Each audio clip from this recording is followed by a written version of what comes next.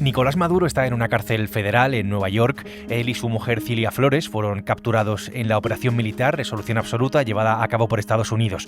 Con ella Trump descabezó al chavismo y de eso pues ya ha pasado un mes.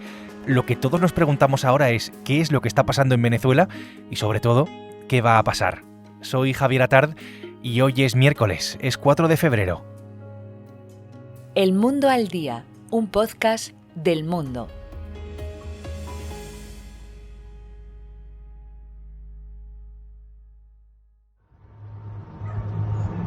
Uf.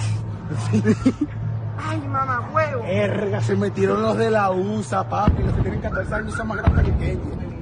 Un día que quedará desde luego marcado en la historia, el día que Estados Unidos capturó al dictador Nicolás Maduro y lo trasladó directamente a Nueva York. Allí se enfrenta Maduro a cargos de narcoterrorismo, cargos que tienen que ver con la conspiración para importar cocaína al país, a Estados Unidos, entre otros, de los que, por cierto, pues él ya se ha declarado no culpable. La pregunta que me hago, insisto, la pregunta que me hago en este momento es ¿qué está pasando ahora mismo en Venezuela? Esto lo conoce bastante bien, además, mi compañero Daniel Lozano, que, como decimos aquí en El Mundo al Día, es el corresponsal del Mundo en las Américas. Hola, Dani, ¿qué tal? ¿Cómo estás? Hola, Javier, ¿qué tal? ¿Cómo estás? Venezuela, Dani, que está en este momento en medio de esa transición política más o menos incierta, con ese chavismo, digamos, reciclado, tomando decisiones y muy rápidas bajo la batuta de Donald Trump. Simplemente por recordarlo y para saber exactamente dónde estamos, recuérdanos quién manda ahora mismo en Venezuela y qué es lo que está pasando ahora mismo allí en el país. Mandan los hermanos Rodríguez, ¿no? Con todo su camarada de revolucionarios, pero teledirigidos desde Washington, ¿no? Simplemente ver ayer a la nueva embajadora, bueno, encargada de negocios, teóricamente, pero es la que más manda, la diplomática Laura Dogu, ver cómo llega al Palacio de Miraflores, cómo se dirige a la presidenta encargada como Delcy y a su hermano, el todopoderoso presidente de la Asamblea como Jorge, pues ya te dice, ¿no?, quién está mandando ahí. De hecho, hace unas horas acaba de lanzar un vídeo en sus redes sociales de la reapertura de la embajada, ¿no?, tras 7 años, ¿verdad?, de cierre, y parece un nuevo capítulo de la última temporada de La Diplomática. Hola Venezuela, mi nombre es Laura Dogu. Me siento muy honrada de ejercer el cargo de encargada de negocios de los Estados Unidos para Venezuela. Creo que es muy gráfico esto que dices, esto que acabas de contar de lo que está pasando en Venezuela. Porque, ¿quién lo iba a decir, no? Delcy Rodríguez plegada a Donald Trump y siguiendo básicamente su hoja de ruta, ¿no? Que se lo digan a Nicolás Maduro. Quiero que hablemos, Dani, de la gente, de los venezolanos, que al final son lo más importante, ¿no?, en este asunto. Tú, además, que conoces muy bien Venezuela, cómo es ese país, cómo son los venezolanos. ¿Cuál es la sensación, cuál es el sentimiento que más cunde ahora mismo, que más recorre el país? Entiendo que hay dolor, entiendo que hay también esperanza, pero no sé si hay también un poco más de incertidumbre. Yo creo que ahora mismo hay una mezcla de todas esas sensaciones, porque, bueno, el aparato represivo, que es la gran base de la revolución, permanece, pero no actúa, está expectante, ¿no? Entonces eso hace que también que se vayan abriendo brechas a ese muro del terror, ¿no? Yo creo que es lo que todo el mundo está esperando. En este momento se está celebrando una manifestación, ¿no?, la concentración de estudiantes allí en la Universidad Central de Venezuela, que es la gran universidad pública del país. Y bueno, todos ellos van con esperanza de que no les metan un tiro, de que no les peguen, ¿no?, Y después de un año, ¿no?, porque recuerda que la última protesta fue el 9 de enero, en la víspera de la coronación fraudulenta de Maduro, y acabó incluso con la detención de María Corina, ¿no? Las exigencias del movimiento estudiantil UCEBista son claras. Libertad plena e inmediata para todos los presos políticos. Que la amnistía se cumpla de una vez por todas y que cierren todos los centros de tortura.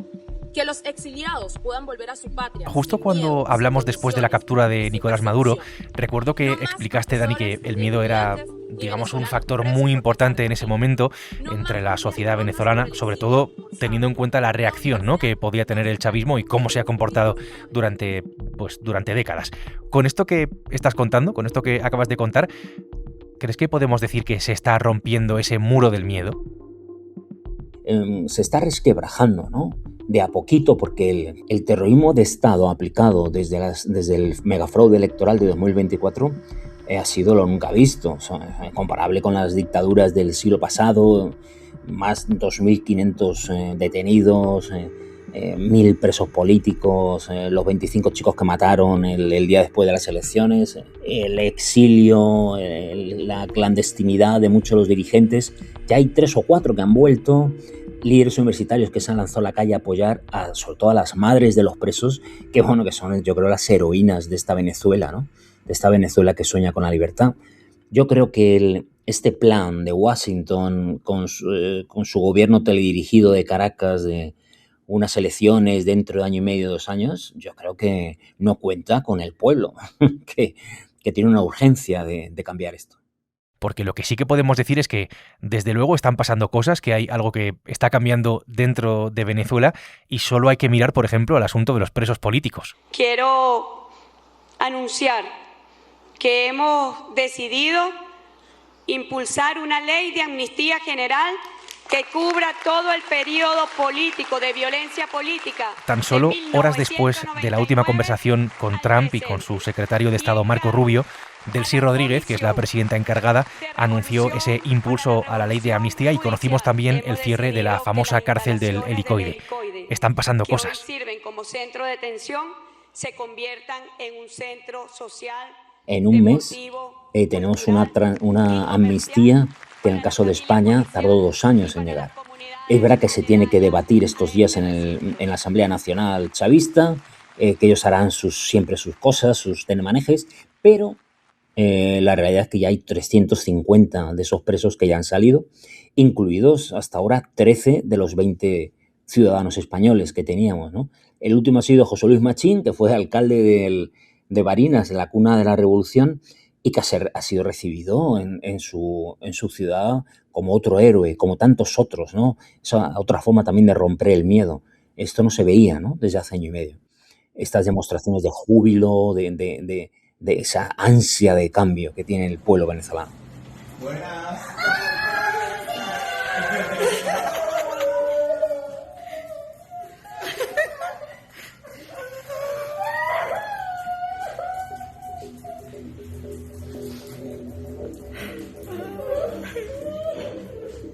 Desde luego, para que nos entendamos, el asunto de los presos políticos es una de las cuestiones más importantes para una transición real en Venezuela. En los últimos días hemos visto imágenes sobrecogedoras, ¿no?, que encogen bastante el corazón de algunos de esos presos políticos reencontrándose después de muchos años con sus familias, con sus hijos, pero es verdad también que se calcula que en las mazmorras del chavismo todavía quedan entre 700 y 900 presos políticos por liberar. Esa cárcel del Helicoide, Dani, una cárcel que va a ser historia, es uno de los infiernos, el Helicoide del chavismo, que creo que no deberíamos de olvidar nunca. Bueno, según Trump, es la sala de torturas en el corazón de Caracas. Por eso se cierra, porque lo ordenó Donald Trump el 6 de enero y de él se ha cumplido fielmente a las ordenanzas del sheriff de Washington. El Helicoide es la cárcel que está en el centro de Caracas, regentada por el SEBIN, que es el Servicio Bolivariano de Inteligencia, la policía política de Maduro, ¿no? Se convirtió siempre hubo torturas, aparece en todos los informes de Naciones Unidas, también de la misión de hechos de la ONU. Sobre todo creo que es el gran símbolo del chavismo, ¿no? El chavismo, cuando pasa a la historia, estará de la mano del Helicoide, ¿no?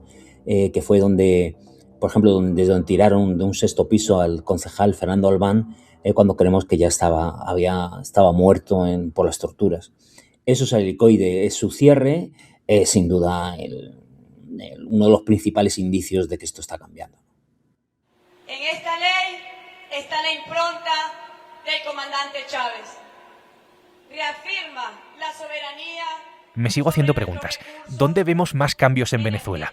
Pues en el petróleo, por ejemplo, que es el gran tesoro de Venezuela, que es clave en esta operación de Estados Unidos. Pues bien, es que los supervivientes, digámoslo así, de Maduro, han llegado a reformar la ley para favorecer a empresas internacionales en lo que tiene que ver con el petróleo. Sí, bueno, es que es una reforma que incluso fue reformada la reforma, porque ahí las leyes se ven 2 veces, ¿no? Yo me imagino que si Si algún el abogado de Nicolás Maduro se lo ha contado allí en su celda de Brooklyn, le habrá dado un yuyu, porque realmente va en contra de toda la política de siempre de la revolución. De hecho, los chavistas originarios de estos que se llaman, que son disidentes, que ahora están en el exilio, lo califican como el mayor atentado a la soberanía de Venezuela en un cuarto de siglo, ¿no? Bueno, esto es lo que está haciendo el chavismo, parece que cumpliendo esa hoja de ruta, esa agenda de Donald Trump, pero mientras tanto, el chavismo sigue maniobrando dentro de Venezuela. Nombramientos, cambios en el gobierno de una Delcy Rodríguez, por cierto, tan ilegítima como lo era Maduro. Dani, ¿está el chavismo intentando de alguna manera aferrarse al poder? Bueno, en principio, Delcy está adaptando el gobierno a su conveniencia. Sacó del juego a Alex Saab, el testaferro de Maduro, todopoderoso magnate colombiano, e introdujo al general Gustavo González López, que fue director del SEBIN, como el gran hombre que le tiene, gran policía, sabueso, también acusado de torturas y de 1000 violaciones de derechos humanos, como el hombre que la tiene que proteger las espaldas. Lo último que ha hecho ha sido la incorporaado de la hija de Diosdado Cabello, una cantante frustrada que la han puesto de ministra de Turismo. Bueno, pues en esos cambalaches de Delcy, lo que emerge de verdad es su intento de aferrarse al poder. Yo creo sobre todo de aprovecharse de esta mejora, de esa estabilidad que propone Estados Unidos con los acuerdos petroleros, un poco para ganar esa legitimidad que no tienen de origen, ganarla con los hechos, de cara a un proceso electoral, como piensa, en año y medio, 2 años, en el que pueda tener una mejor, o sea, que puedan obtener lo que no tuvieron en el 2024, ¿no? Ellos calculan, si Maduro tuvo un 30%, nosotros podemos sumarle un 15% con nuestro buen gobierno. Pero también en el trasfondo está, en la Biblia de las revoluciones no cabe dejar el poder. Entonces también ellos esperan, bueno, que cambie el viento, ¿no? Que Trump pierda las elecciones de medio término o que se canse del tema de Venezuela o lo que sea, ¿no? Yo creo que esas son las cartas del chavismo que, recordemos, es el campeón mundial de ganar tiempo a costa de la gente, ¿no? Y pudimos conversar con calma sobre lo que son las expectativas y los sueños de los venezolanos, el momento tan difícil que vivimos, pero al mismo tiempo lleno de esperanza por los cambios que vienen. Llegados a este punto, ¿qué hay de la oposición? Recordemos que hace un mes Trump orilló directamente a María Corina Machado, que es la líder de la oposición en Venezuela, la ganadora con Edmundo González Urrutia de las elecciones que robó Maduro, que robó el chavismo de ese fraude electoral, ese gran fraude electoral del año 2024. Es verdad que desde entonces, incluso la hemos visto a María Corina reunida con Trump en la Casa Blanca. Parece que ha ido cambiando un poco, ¿no?, la visión del presidente de Estados Unidos con respecto a ella y con respecto a la oposición. Hablemos, Dani, del papel de María Corina Machado en todo esto, que por los últimos datos que tenemos tiene un apoyo popular absolutamente mayoritario en Venezuela. Sí, publicamos ayer la última encuesta de Megaanálisis, que bueno, que plasma un poco lo que se siente en Venezuela, ¿no? Y si hubiera elecciones hoy, María Corina tendría, creo que entre el 76 y 78% de los apoyos, ¿no? En cambio, a la pregunta de cuánta gente considera que Delcy tiene que gobernar la transición, un 93% se declaraba en contra. Bueno, la gente está muy clara. Ojo, eso solo dentro de Venezuela. Si le sumas de los 9 millones de venezolanos en la diáspora, que los que puedan votar, que pueden ser 6 millones o lo que sea, imagínate la goleada, ¿no? El papel en principio, de María Corina está en Washington. Se volvió a reunir con Marco Rubio. Ha ido cambiando la opinión de Trump, ¿no?, con sus conversaciones. Y claro, tampoco Estados Unidos lo que quiere ahora es estabilidad. Ellos temen que pueda pasar algo como Irak, que en absoluto puede pasar. Sí es verdad que hay radicales del chavismo que pueden hacer algún desmán, pero el pueblo venezolano no, nada de guerra civil, nada de eso. Eso son locuras de gente interesada en dar la sensación de que podría ocurrir esa anarquía. Yo creo que ella tiene que calcular cuándo regresa a Venezuela, porque sin duda sería el gran detonante, yo creo, de la rebelión, no rebelión siempre pacífica, como ha demostrado la oposición durante 27 años, los demócratas durante 27 años, pero sí sería el detonante para romper ese muro del terror. Ella está deseando volver, pero de momento la geopolítica le dice que se quede en Washington. Claro, con estos datos en la mano, con estos números, con el sentir actual de los venezolanos, sabemos el plan de Estados Unidos, sabemos que Marco Rubio ha hablado directamente de elecciones verdaderas, habla de un régimen legítimo. Tú, Dani, que conoces bien el país, que conoces bien Venezuela, ¿crees que el papel de los ciudadanos puede ser clave en la velocidad de lo que está por pasar, de lo que tiene que pasar en Venezuela? Claro que sí. Mira, en los estudios que hace la gente, por ejemplo, en los sociólogos que están en el Petare y en Catia, que son los grandes barrios populares de Caracas, ellos han detectado que existe una urgencia de cambio, ¿no? La gente quiere que vuelva ya a sus familiares, la gente quiere que salga esta gente que tanto daño ha hecho el país, que salga del poder, ¿no? Claro, es una urgencia de cambio, pero con prudencia, porque tienen miedo también todavía a que se repitan los hechos de este último año y medio, ¿no? Pero sí, o sea, la gente, la esperanza crece, los que están fuera también, unos volverán, otros no, pero todos quieren recuperar su país. Dani, te agradezco mucho esta conversación. Gracias por ayudarnos a entender otra vez más lo que está pasando en Venezuela. A ti, Javier. Un abrazo. Daniel Lozano ha hecho posible hoy este episodio del Mundo al Día, un podcast que ya sabes que puedes escuchar todos los días en elmundo.es, en las principales plataformas de audio en las que si quieres nos puedes seguir y también a través de la radio digital en el canal del Mundo. Mañana jueves, más El Mundo al Día. Has escuchado El Mundo al Día, un podcast del Mundo.